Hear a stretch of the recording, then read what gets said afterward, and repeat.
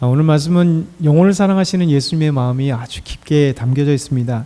오늘 1절과 2절 말씀 보면 이렇게 시작을 해요. 같이 다시 한번 읽어보겠습니다. 모든 세리와 죄인들이 말씀을 들으러 가까이 나오니 바리새인과 서기관들이 수군거려 이르되 이 사람이 죄인을 영접하고 음식을 같이 먹는다 하더라. 아멘. 모든 세리와 죄인들이 예수님께 나왔어요. 그 나온 목적이 딱 한 가지입니다. 예수님의 말씀을 듣기 위해서 나왔다는 거예요. 근데 놀랍게도 이 두 부류의 사람들이 정반대예요.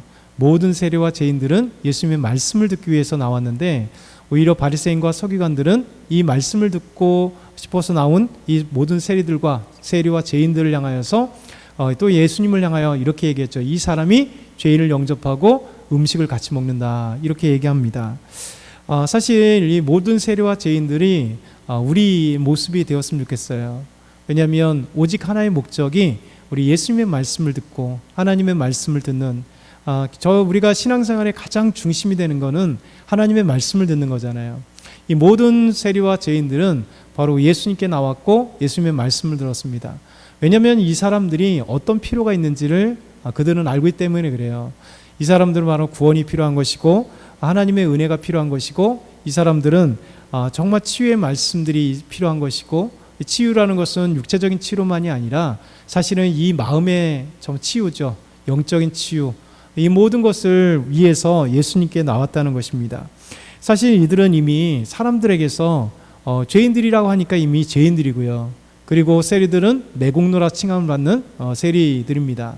그러니까 이 사람들은 사실 자신들이 많은 이 동족의 사람들에 의해서 죄인 취급받는 것이고 매국노 취급을 받는 사람들이기 때문에 이 사람들은 자신들이 누구인지 압니다.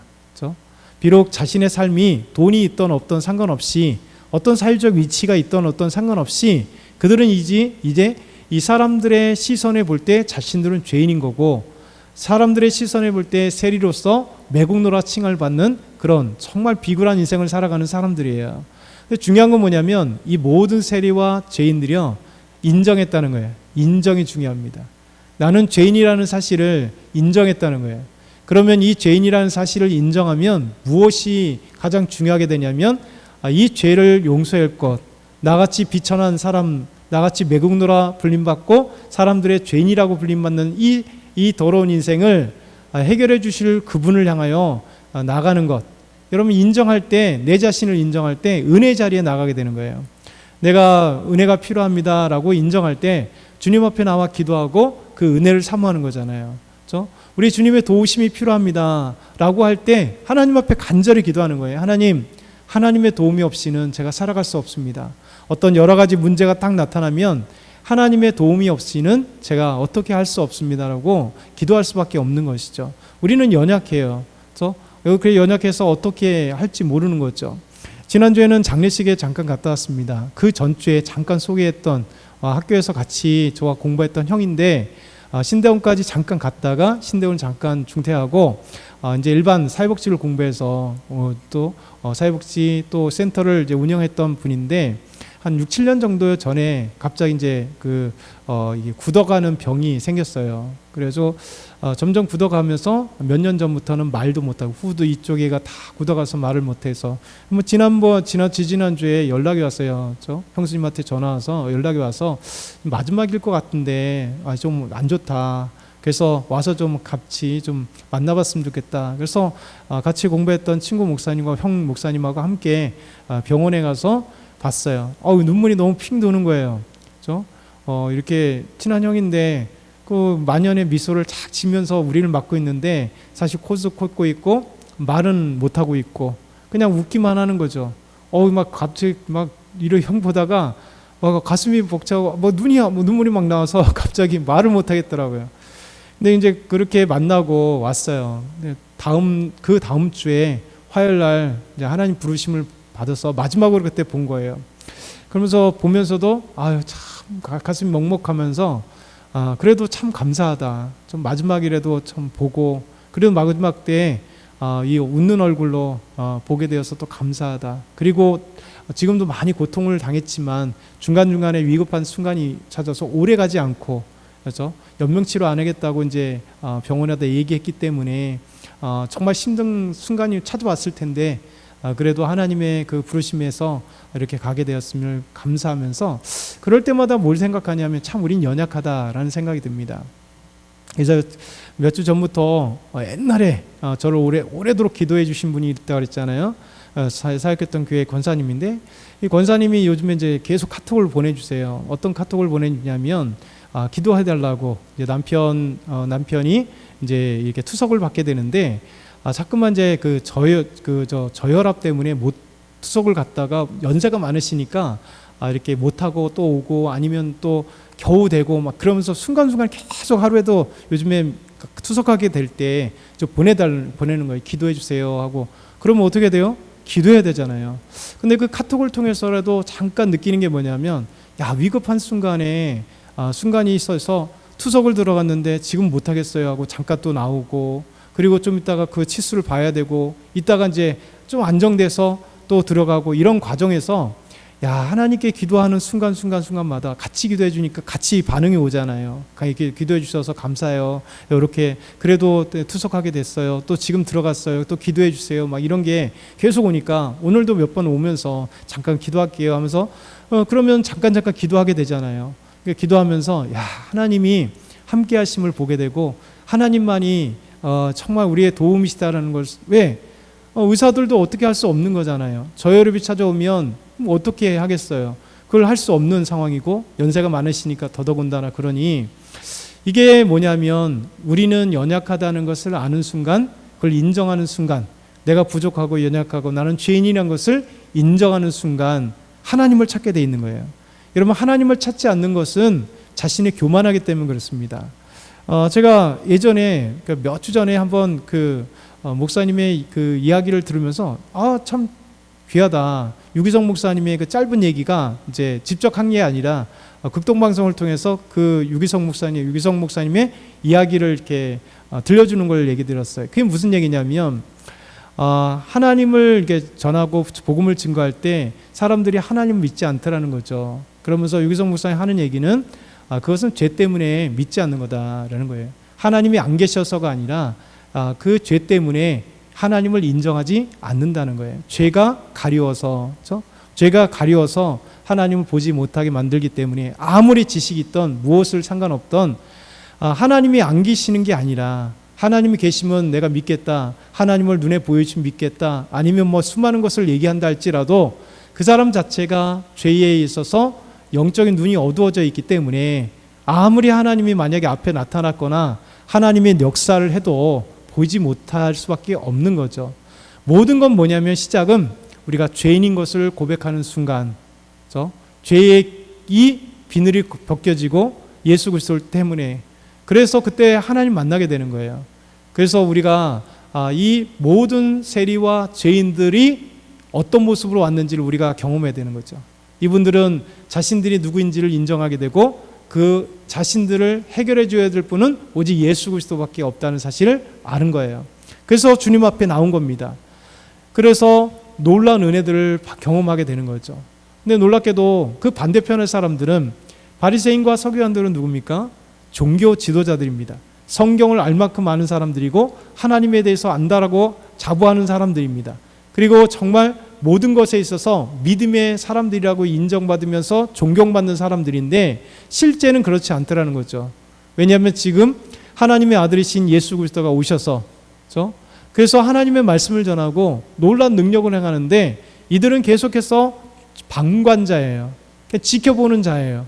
예수님의 말씀을 같이 듣고 있어도 지금 모든 세리와 죄인들은 예수님께 말씀을 들어와서 그 인생의 모든 해답을 얻고 그리고 자신들의 모든 문제를 해결받고 있는데 이 바리새인과 서기관들은 예수님께 나오는데 무엇을 하고 있습니까? 저 세리들과 죄인들이 저 사람과 예수와 함께 음식을 먹고 영접하고 뭐하는 짓이야? 이거잖아요. 그들은 주님의 그 말씀을 그러니까 들어도 한 귀로 들렸다 한 귀로 가는 거죠. 예수님께서 기적을 행하셔도 그 기적에 대한 의미를 모르고 귀신을 쫓아내도 그 의미를 모르고 말씀을 전해도 그 의미를 모르고 하나님의 나라를 아무리 전해도 그들은 콧방귀 끼지 않는 거예요. 사람의 변화는 다른 것에 있는 게 아니라 바로 믿음으로 듣느냐 믿음으로 듣지 않느냐에 있는 것이죠. 그래서 예수님은 이 이야기를 하고 있는, 수군거리고 있는 이 바리새인과 서기관들을 향하여 예수님께서 이 비유를 말씀하시는 거예요. 다음 장에 보면 우리가 아는 것처럼 어떤 사람이 100마리 양이 있었다. 그런데 그 99마리를 보니까 한 마리를 잃어버렸어요. 9마리를 들에 두고 한 마리를 찾아다니는데 찾기까지 찾아다녔다는 것이죠. 그리고 찾고 나서 그 양을 어깨에 메고 집에 와서 벗과 친구들과 이웃 사람들을 불러가다가 말하기를, 야, 함께 즐기자, 나의 잃어버린 양을 찾았다, 이렇게 얘기를 하는 거죠. 여러분, 예수님께서 참된 양이시잖아요. 선한 목자십니다. 그 선한 목자시고 우리의 진정한 양을, 우리 영혼을 사랑하시는, 그러니까 이 사람들에게 말하는 게 뭐냐면, 바리새인과 서기관들에게 한 마리 잃어버린 양이 누굴까요? 모든 세리들과 죄인들이 바로 한 마리 잃어버린 양이라는 거예요. 하나님의 마음이 어떤 거냐면, 예수님의 마음이 어떤 거냐면, 바로 목자의 마음을 가지고, 목자는요, 양 100마리를 모두 사랑합니다. 양 100마리가 모두 소중해요. 왜냐하면 예수님은 선한 목자시기 때문에 그래요. 근데 사꾼 목자는 누굽니까? 사꾼 목자는 어떤 애예요? 여러분, 사꾼 목자는 취업한 목자이기 때문에 자기가 해가 되면 양 한 마리보다 자기가 시간을 뭐 뺏기고 아니면 무엇을 하고 또 나가서 혹시 구하다가 늑대에게 자기가 위험할 것 같으면 사꾼 목자는 늑대가 나타나면 버리고 도망가는 거예요. 그렇죠? 여러분, 이 사꾼 목자가 아닌 참된 목자이신 예수 그리스도가 한 마리 잃어버린 양을 향하여서 찾아갔다는 거예요. 그리고 찾아서 어깨에 메고 온, 그러니 지금 예수님과 함께 있는 모든 세리들과 죄인들이 얼마나 기쁨이 더하겠어요. 왜냐하면 이들이 죄인인 것을 인정하고 주님 앞에 나와 말씀을 듣기 위해 왔으니까요. 그래서 그들과 영접해서 그들과 함께 음식을 나누면서 한 마리 잃어버린 양을 찾는 것, 그 예수님께서 이 목자처럼 양을 어깨에 메고 이웃과 친구들을 불러서 그냥 잔치를 벌이며 즐거워하는 이 모습이에요. 사실 양 한 마리보다 잔치하는 값이 더 들 거잖아요. 그렇죠? 여러분, 이 가치의 문제가 그냥 그 정도의 가치의 문제가 아닙니다. 양 한 마리 값의 문제가 아니라 양의 소중함이 있다는 거예요. 그러니까 돈을 버리더라도 오히려 그것 때문에, 찾은 것 때문에 기뻐하고, 여러분 생각해 보세요. 잃어버린 양이라면 참된 목자가 아니면 화가 날 거 아니에요. 그렇죠? 이 녀석들이 어디 갔다가 이 양이 그냥 한 대 때리기도 하고, 아니면 발길을 차거나, 아니면 데리고 올 때 그냥 막 끌고 올 수 있어요. 그렇죠? 귀찮잖아요. 그 한 마리 계속 다시 데리고 오려고 하면 얼마나, 양이 뭐 앞에 제대로 보이지도 않고 그냥 가야 따라오는 건데, 근데 어깨에 메고 왔다는 거예요. 그 무거운 양을. 그 양의 이 목자가 얼마나 잃어버린 양에 대한 소중함과 그 사랑스러움이 있는지 우리 주님께서 이걸 얘기하시는 거예요. 바리새인과 서기관들을 향하여서 너희가 한 영혼의 그 소중한 가치를 왜 모르냐는 거죠. 내게 있어서는 99마리 양, 이 잃어버리지 않은 9마리보다 한 마리가 더 소중하다는 거예요. 잃어버린 양이 소중하다는 거죠. 그러면서 예수님께서 마지막으로 7절에 이렇게 정의를 내리고 있습니다. 같이 한번 읽겠습니다. 내가 너에게 이르노니 이와 같이 죄인 한 사람이 회개하면 하늘에서는 회개할 것이 없는 의인 99으로 말미암아 기뻐하는 것보다 더하리라. 여러분, 우리는 여기 조심해야 되겠죠. 99이 필요 없다는 얘기가 아닙니다. 그렇죠? 의인이 필요 없다는 얘기가 아닙니다. 여러분, 기뻐함이 더하는 이유는 이 99은 이미 하나님의 사람들이고 의인이고 함께 있는 사람인데, 잃어버린 한 영혼은, 잃어버린 한 양은 잃어버린 거예요. 못 찾으면 죽는 거예요. 끝난 거예요.